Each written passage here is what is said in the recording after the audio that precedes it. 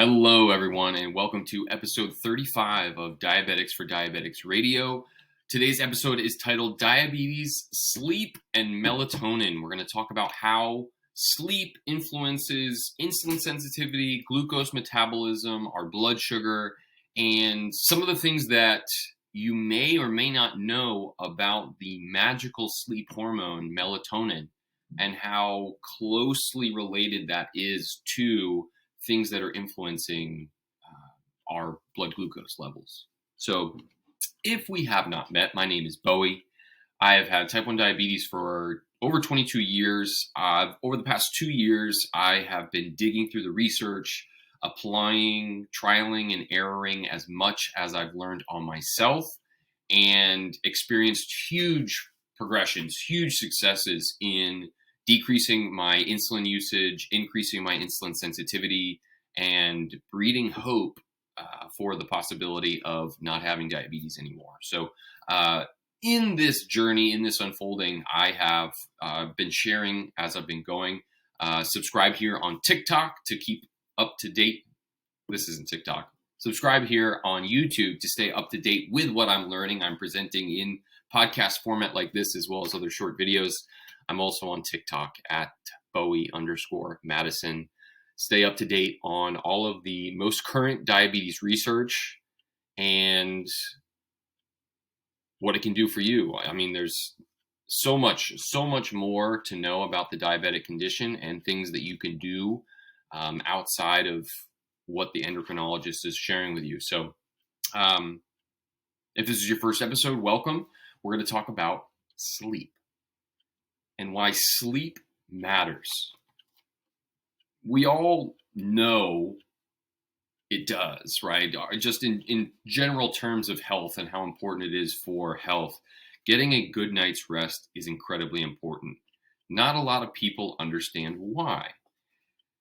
People with diabetes, developing diabetes, managing diabetes, need to know the details about why sleep is important. It's going to help you better understand why diabetes does what it does sometimes on those late nights, in sleep debt, midnight snacks, what have you. So we're going to talk about how the circadian rhythm plays a part in maintaining homeostasis in our body, right? The stress hormone cortisol, the magic antioxidant melatonin, and obviously insulin and how it's regulating our blood sugar and making sure that we are in a position to rest and repair, which is what sleep is all about, right? And we already know that those that do not sleep well, or those that sleep irregularly, stay up all night, sleep a couple hours in the morning, rally, get through their day, just like those crazy, whether you're working shifts or you're a teenager staying up late and playing video, what have you. Those things all play a huge role in your body's ability to recover, repair, and do what it needs to do.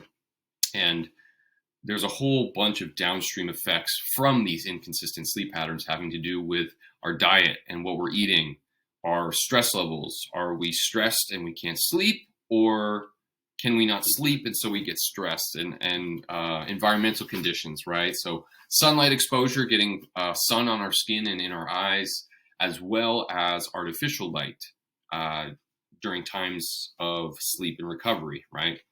Whether that be your phone before bed, sleeping in a lit room, all different kinds of things. So the important thing to know as a foundational understanding is that your body is not a static condition throughout the 24 hours of a day. There are so many different things that are relying on understanding the time of day, the external factors that go into account in a 24-hour cycle, and how that plays out in how we're feeling and how our body metabolizes fuel. So muscles, digestive tract, heart, immune cells, liver. They're all doing different things depending on the time of the day. Now, for example, dawn phenomenon is one of the most common topics in people with diabetes, whether you're new to it, whether you're not,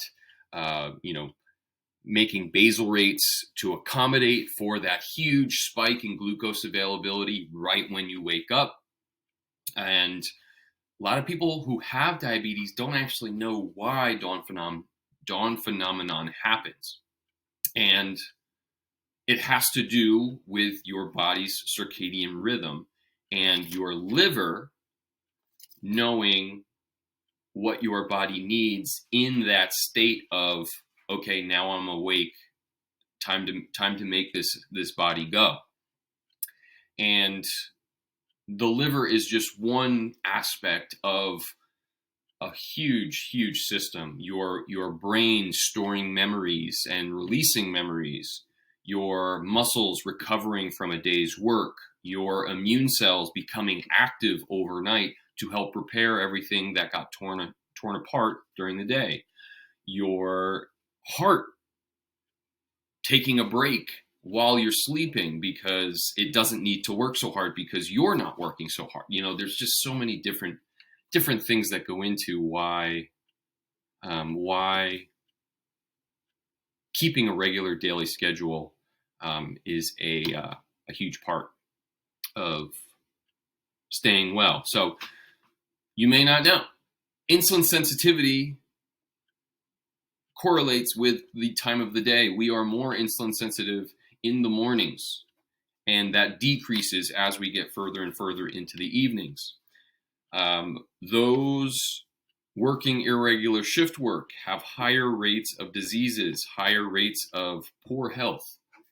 In the mornings, if you are someone who's at risk for cardiovascular events, cardiac arrests, what have you, more than, you're almost twice as likely to have a cardiac condition in those early morning hours. And it has everything to do with your body's kind of like jump starting to get ready for the day. So let's take a look at this graph, right? So the bottom line here is looking at your cortisol, and above it, the lines are your heart rate and your blood pressure, reflecting the correlations with that spike in cortisol to start your day. So looking at this graph, we can also kind of map this with dawn phenomenon as well. So around 6, it's different for everybody depending on your typical wake up time and your typical bedtime, how much sleep you get. But when you first wake up, you have this big spike in cortisol. And what cortisol does is it gets your liver to release stored glycogen. Stored glycogen is just glucose, right? It's getting your liver to dump glucose into the blood. Why? Because your body has just spent the previous 8 hours with no food, no water, no nutrients, no nothing. Okay, 8 hours. And your body is saying, okay, I'm awake. It's time to get things mobilized so that I can start moving around and doing what I need to do. Cortisol spikes and says, don't worry about it. I'll get the stuff we stored in the liver out and ready. So that's when our liver dumps glucose into the blood. Our blood sugar raises, right? And if you're a diabetic, this is dawn phenomenon. That's why our blood sugar spikes in the morning, because we don't have the insulin to help utilize that glucose. And then throughout the day, that cortisol, that kind of like get up and go, gets up and goes, and we're slowly kind of returning back to that resting level when it comes to evening time. And you can see the huge spikes I mentioned before in that previous slide about the cardiac events happening between 6 a.m. and 12 p.m. You can see why, because look, 6 to 12, you have this big spike in cortisol. And because you are getting up and going, your heart is going from a steady, slow sleep, restful state up into huge rise in blood pressure, huge rise in heart rate just to get the body going. So if you're in a compromised position where your heart isn't able to handle those significant changes in that short period of time, right? You're going from 8 o'clock to 9 o'clock, your blood pressure is bumping up. This is a time that can be, where cardiac events can happen just because of those sudden changes, right? And it has everything to do with the hormonal profile of what it takes to get your body going. So when we talk about sleep, I want to talk a little bit more about the melatonin molecule itself, so that when we transpose what we know about melatonin over the diabetic state, it makes more sense, right? And it I think it's kind of sets the stage for understanding not just that sleep is important, but also why, right? So melatonin we kind of think of as the sleep hormone, whether you are, haven't been sleeping through the night, or you have jet lag, or you've got, you're changing time zones, what have you, you just pop a couple melatonin and you're sleeping better. Why? Right? It is more than just getting to sleep. And researching for this podcast was absolutely enlightening and eye-opening. I paid very little attention to melatonin. I've never been a light sleeper. It's not hard for me to get to sleep. I have done shift work before where it has compromised my sleep. I've never done well in like poor sleeping conditions. So I was the kid that in elementary school, when I had sleepovers, when you went to a sleepover, you obviously didn't sleep, right? You're up all night playing and messing around. The next day or the next week, I was sick, almost guaranteed. If I had a sleepover, I would get sick the next day, to the point where it's like, if I had something important in the days before I got it, or the days after I got invited to a sleepover, I'd be like, I can't, because I'm going to get sick afterwards. So super important in regulating immunity, upregulates antioxidant production in the body. It can chelate heavy metals, which we're always interested in when it comes to iron. And it is a huge, huge help in making your mitochondria efficient energy machines. So it's not just, oh, I hope I get a good night's sleep. It is so much more. So now let's look at the graph of melatonin. And I'll scoot back in just a little bit so we can transpose this over the cortisol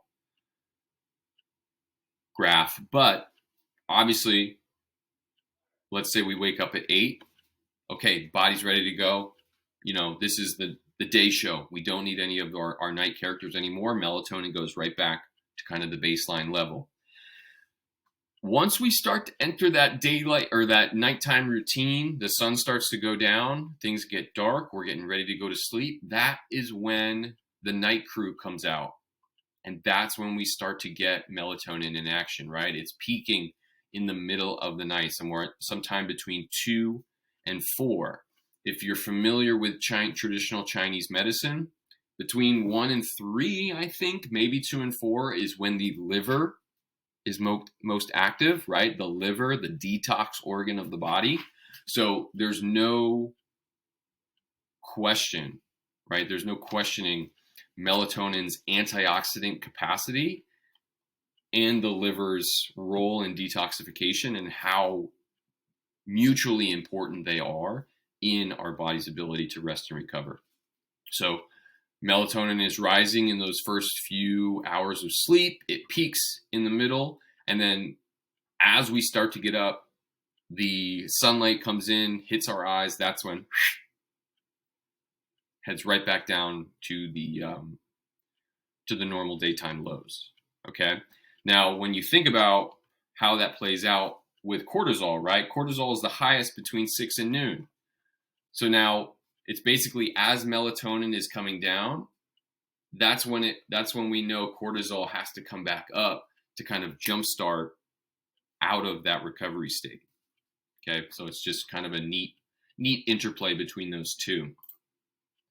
And here we go, right? The teeter-totter. We're sleeping. And then as we start to wake up, that's when cortisol and serotonin, which is a precursor for melatonin. Serotonin plays a role in the creation of melatonin. These are your stress hormone. Cortisol is kind of like it's called the stress hormone, but it's really kind of like the fight or flight, the active hormone. And then serotonin is that happy and relaxed. So you have this kind of sympathetic, parasympathetic play in your day-to-day life. And then the melatonin is the sleep time. Nervous system is kind of at rest. Melatonin is going in and doing work on what the day has done to the body. So we're going to take a look at some of the information. These are just 2 papers among many, many more. A simple Google search of melatonin and diabetes, melatonin and glucose metabolism will get you a plethora of information. This top one was a favorite of mine, very comprehensive, lots of really great resources to branch off into, citations and references. I'll have them linked in the description here as well. And then looking closer at melatonin and its role as an antioxidant. So melatonin is awesome because it does many things, many times. It's like a utility knife, and it's a gift that keeps on giving. So it's a free radical scavenger. So it's picking up the trash and making sure there isn't any trash. It's also stimulating other antioxidant enzymes. So not only is it picking up the trash, but it's also getting other things and upregulate and synergize to help them also heal, right? So it's got a huge ripple effect into how well our body recovers. And then it also binds heavy metals. So it gets the things that can make more trash. So it doesn't just get rid of the bad, it makes the good better, and it prevents the things that are going to make the bad things. Unbelievable. And I had never heard of it before I started, just happenstance across melatonin. So as a free radical scavenger, we think of it as the sleep hormone, but really, if you look at the evolutionary history of melatonin, it's hypothesized, it's speculated that melatonin primarily, its first job, its first ever role in an organism, which was cyanobacteria millions of years ago, was as an antioxidant. And so it's primarily an antioxidant. And then in the endosymbiosis theory, had a little trouble thinking of that. The endosymbiosis theory, where a many-celled organism took in and absorbed a smaller organism and used it as an organelle. It's thought that these single-celled bacteria that were using melatonin as a antioxidant were absorbed into bigger organisms that used its antioxidant capacity. And then over time, melatonin started to have a daily rhythm, sleep-related influence, right? So as an antioxidant, which is its primary job, it is so effective at neutralizing reactive oxygen species, so superoxide, hydroxyl radicals, and hydrogen peroxide, as well as radical nitrogen species. Okay, so nitric oxide synthase, all of the things that are basically byproducts of cellular respiration that can cause a lot of problems if they're not taken care of well. The next coolest thing about melatonin is that it's not just melatonin that does this work. So when melatonin is used, it's broken down into several different parts, right? it scavenges these free radicals and breaks off into something called cyclic 3-hydroxymelatonin, which is basically just kind of like melatonin junior. Melatonin junior does more free radical scavenging.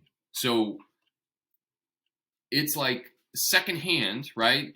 You're not buying it new, you're buying it secondhand. It still does a good job of scavenging free radicals.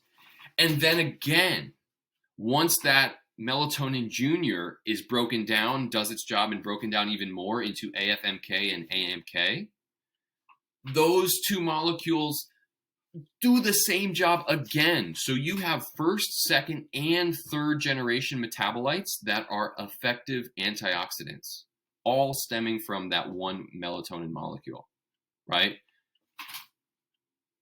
The coolest thing, I have never read or heard about something doing this that many times, right? Obviously, things have different potency, but to be used and without actually being recycled, just kind of being broken down and still having an effect, broken down again and still having effect, I think is incredible. So not only is it picking up the bad, it's also healing and making things better after it's done picking up the bad, right? So here's just one paper title all the way back from 2001, Individual and Synergistic Antioxidant Actions of Melatonin. Studies with vitamin E, vitamin C, glutathione, and desferoxamine in rat liver homogenates. So if we're not already familiar, vitamin E is a powerful antioxidant, right? Alpha tocopherols. Vitamin C, a sorbate or ascorbic acid. Glutathione is a naturally produced antioxidant that our liver makes. And then desferoxamine is a clinical iron chelator. So it's something that neutralizes free iron in the body, which we know from this podcast is a huge generator of oxidative stress, right? And this is basically, the paper goes on to say that melatonin makes all of these already potent antioxidants even more potent, right? So it makes, not only is it good on its own, it makes all the things around it that much better.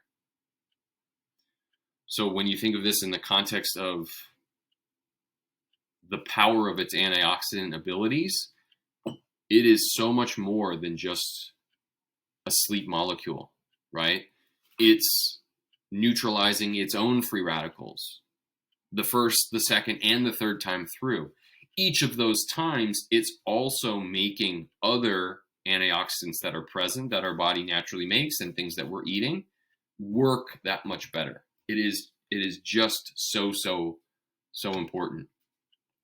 And then on that heavy metal neutralizer capacity, obviously iron is a huge focus, right? Fueling the Fenton reaction, the degradation of hydrogen peroxide into a hydroxyl radical, which is just an absolute Tasmanian devil in our cells. It rips DNA apart. It turns everything bad. It's got its iron overload, and the Fenton reaction has its fingerprints all over diabetes. The death of beta cells, the glycosylation of insulin receptors, bad news. Melatonin neutralizes iron. It also neutralizes cadmium, copper, zinc, lead, aluminum in states of excess, right? So in states where these metals have become reactive and are generating ROS or RNS, melatonin is there to put the kibosh on it. Okay. And there is another protein called metallothionein, whose sole purpose is to bind heavy metals in the body. Now, this one particular paper that is comparing the two, melatonin is very similar to this metallothionein in its ability to chelate these heavy metals. However, the characteristics that I mentioned before about melatonin, the fact that it isn't just melatonin that is neutralizing and handling these oxidants, make it more of a complete heavy metal chelator, because if you have a one-dimensional chelator like metallothionein, in its neutralization of these heavy metals, it in itself creates some free radicals. Fewer than if the metal had just been like left to roam about, but because it doesn't have that second and third generation of molecules that are also able to scavenge free radicals, melatonin is a more complete antioxidant in that way. And this one particular paper was talking about how that has huge implications for the brain. Obviously, we know that sleep has a huge part in brain health, memory, what have you. So just interesting. It's used throughout the body. Melatonin originates among different places. That's still not entirely clear either, but melatonin is made in the pineal gland, which is at the core of the brainstem. And it's also believed that mitochondria are a source of creating melatonin because it's such a powerful antioxidant. So just really, really cool stuff. Now, this is a great graph I just threw in there talking about how melatonin's use for organisms has evolved. We think of it as the sleep hormone, right? But that's really only in the latter part of the evolutionary tree. It started as an antioxidant in those single-cell cyanobacteria. It was taken on into more complex organisms that needed a circadian regulation, right? Any of these animals that are relying on day and night in their survival, melatonin started to have a role in that. And then when you have advanced organisms that actually enter into a state of rest and sleep, like humans, primates, I mean, tons of animals have melatonin naturally in their body. Sleep is actually one of the last things to evolve on the resume of melatonin. So if it is not clear already, our body is using sleep and all of the circulating hormones tied to sleep to help our body recover. This is just a useful graph showing our antioxidant status. That's what TAS on that y-axis stands for.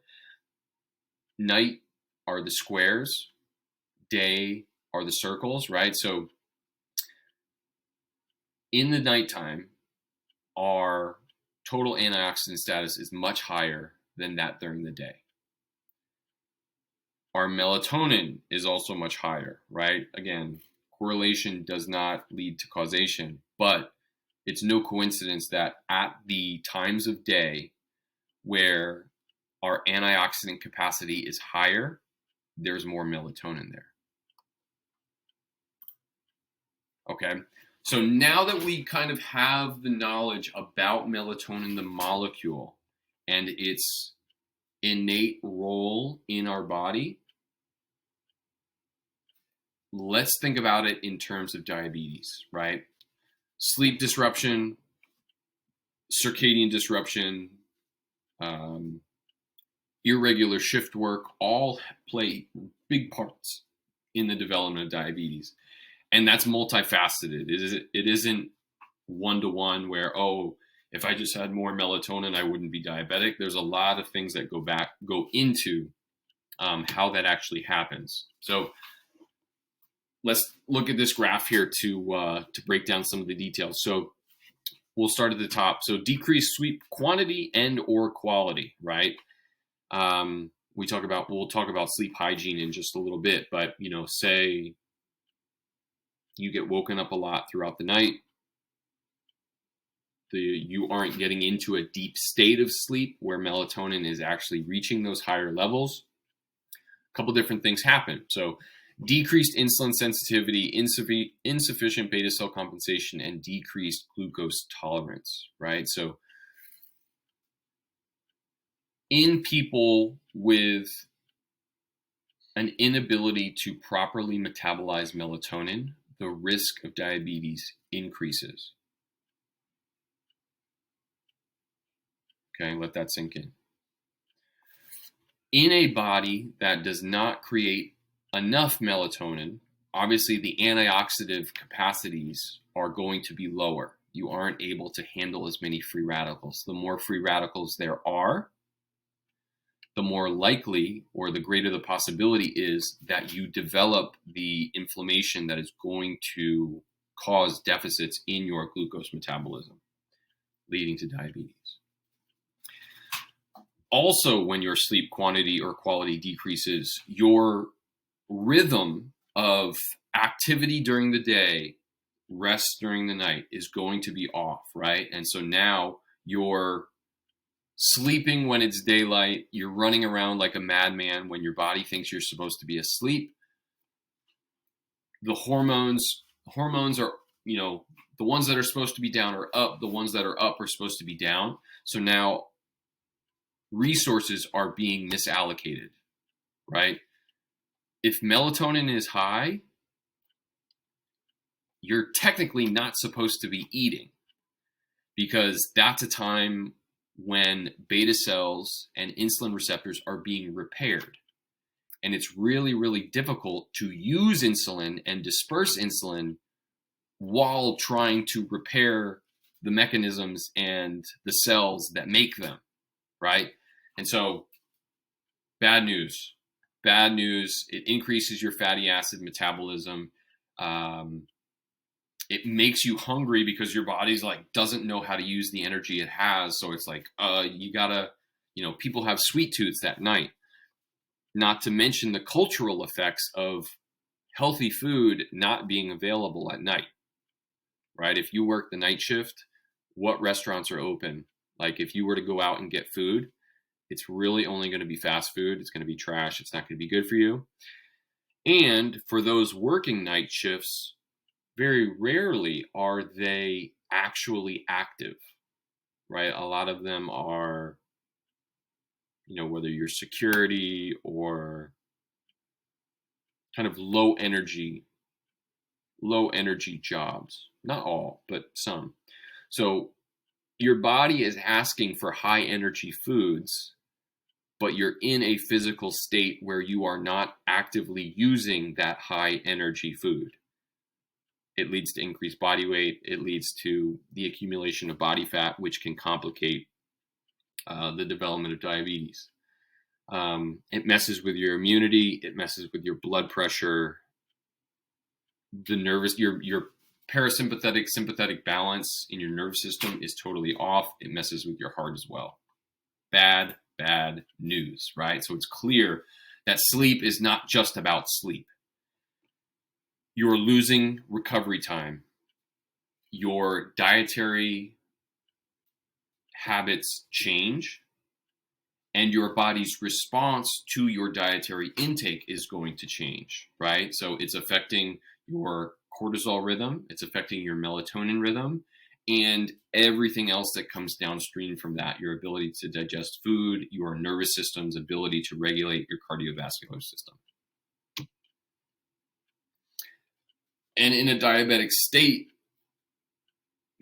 any aspect of the things that altered sleep affects, it's going to directly affect how well you can manage the diabetic state. Decreased food quality, decreased nutrients, right? Increased sugar, increased free fatty acids. Blood sugar regulation is off. You don't have circulating melatonin, or you do and you're eating, so now it can't be used properly. You're taking on more calories, but using less because your body is thinking that it's supposed to be in a state of rest. You get a huge bump in insulin, which stores everything away as fat. Your sympathetic nervous system is overstimulated, So now you're burning minerals like sodium, potassium, and magnesium, leading to chronic cortisol exposure. So now you've got insulin resistance as well because you have that chronic state of overactive liver glucose dump and inactive insulin receptors. Just absolutely bananas, right? And there's no normalcy if you're on an irregular sleep schedule. So now your body's like it's trying to build a structure to help you stay running, and you keep pulling the carpet out from under it. So bad news. So you lose your sleep, you lose your cortisol rhythm. You lose your cortisol rhythm, you're altering how much the liver is dumping glycogen into your body and how well your insulin sensitivity is affected. You combine that with the fact that now that your cortisol is off and your insulin sensitivity and insulin resistance is off, you're also just having a shorter sheer amount of time to have the antioxidant abilities of melatonin do its job and fix things. So not only is there more bad things around to cause more harm, you have less time to handle what's already broken and needs to be repaired. It is just bad news. Now, I mentioned, melatonin sounds like a silver bullet, right? How could it not be good for a diabetic, right? Obviously, it's an antioxidant. It's helping the body it can help the body regenerate beta cells. It's putting our body in a position to be sensitive to insulin. However, time and dose matters. It all has to fall into the rhythm of your day.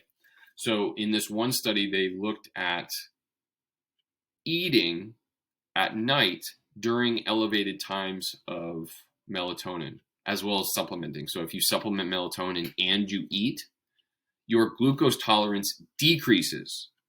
So your body isn't able to use the glucose, isn't able to release the insulin because of that situation before where it's hard for your body to repair something while it's actively being used.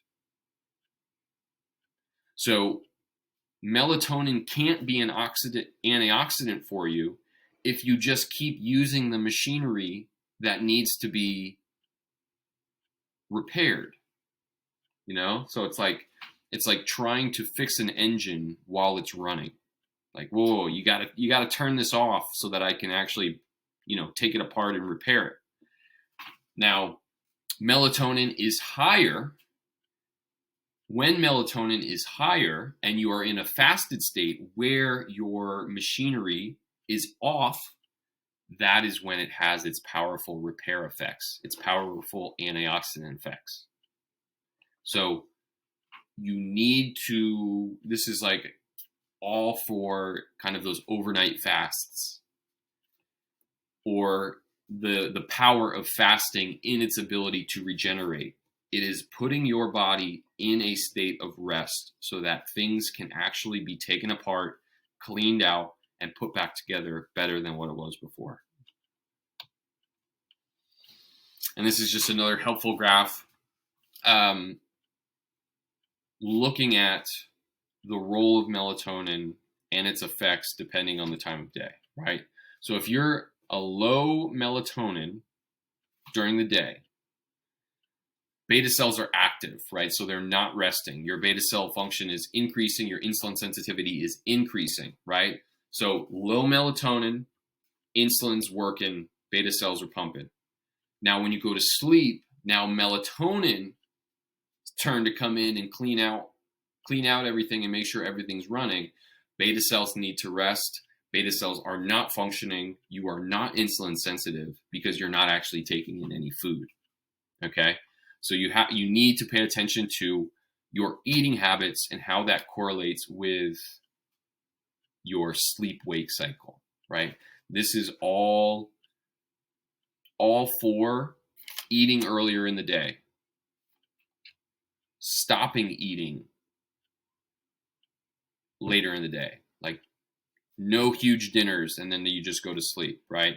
No midnight snacks, that kind of thing. So interesting. And the body is adaptive. This is like, okay, well, what if I've worked my whole life as a night worker?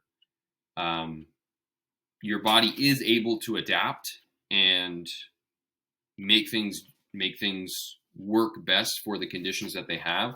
It's really, the worst is the irregular, where sometimes it's day, sometimes it's night. Sometimes you see the sun, sometimes you don't.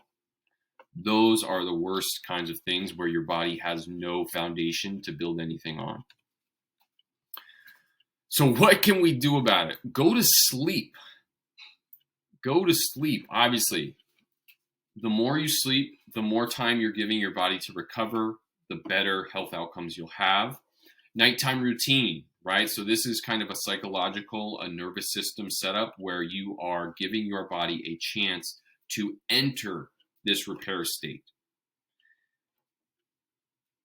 It's going to improve the quality of your sleep when you give yourself the checkpoints to kind of enter the sleep state, as opposed to like, you come down off a high and you're like, oh my God, I gotta be to bed in 15 minutes. And you try to like lay down and lay in bed with your heart racing. But a couple of things that I do: I read before bed, I journal before bed, I'll do magnesium foot soaks, and I also drink tea before I go to bed. Obviously non-caffeinated, right? Warmth, temperature has a huge part in your body's ability to sleep.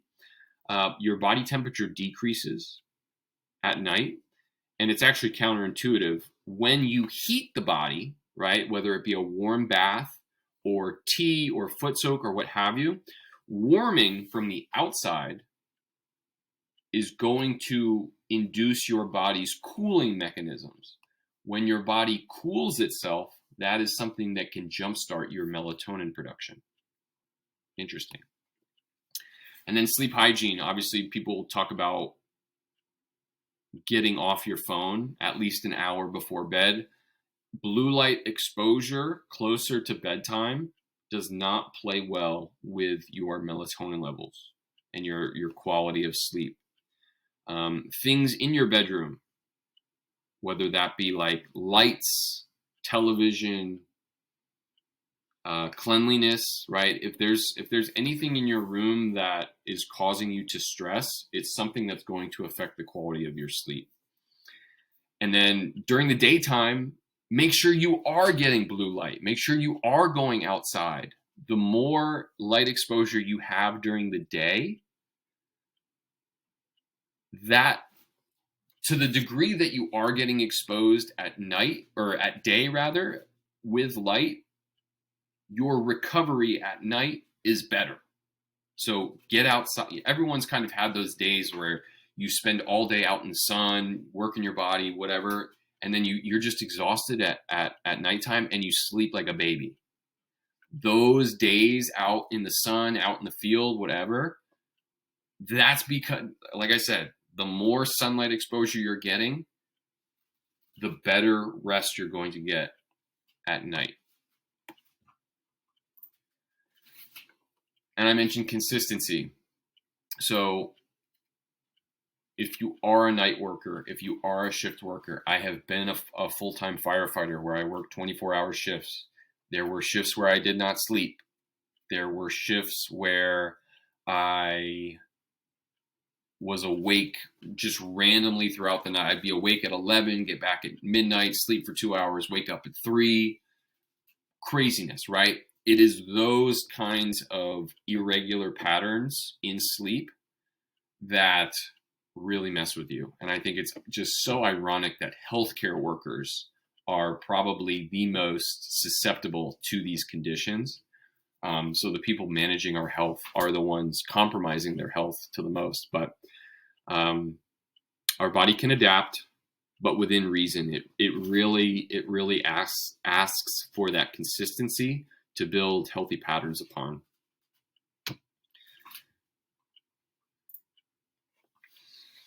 And so what can we do to actually boost our endogenous production of melatonin?